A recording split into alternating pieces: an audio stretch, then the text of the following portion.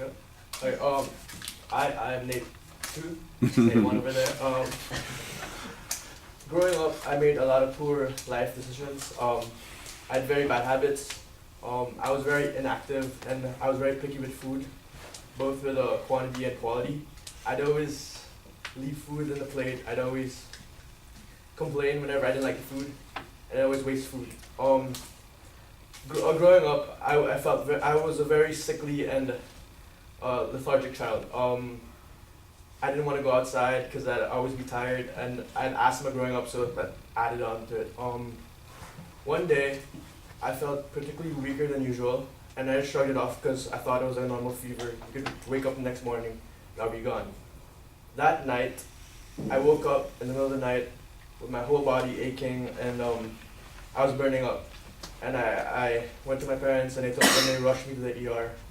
Apparently, I got it's called a dengue fever. You get it by a mosquito bite. It's technically a virus that dodges your immune system and goes straight, attacks your organs and stuff.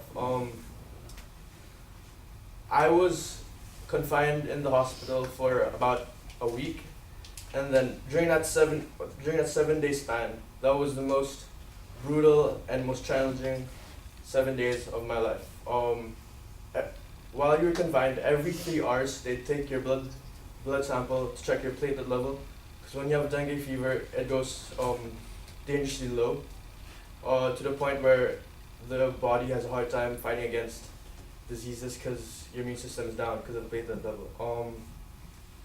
My temperature rose to about 105 degrees Fahrenheit. For context, normal fever would be 100, and 5 degrees above that would be fatal. Thankfully, by the end of the 7 day span, I got blood transfusion, so it brought my platelet back up, and then I got better. What inspired me during that 7 day brutal struggle was not the sickness itself, but what the doctor told me afterwards. He told me that because of my lifestyle and because of how stuff I did before I got sick, I was in a really bad position to fight the disease. Even before the disease, my immune system was really low because of how I lived my life. He told me that I was extremely lucky to have survived that.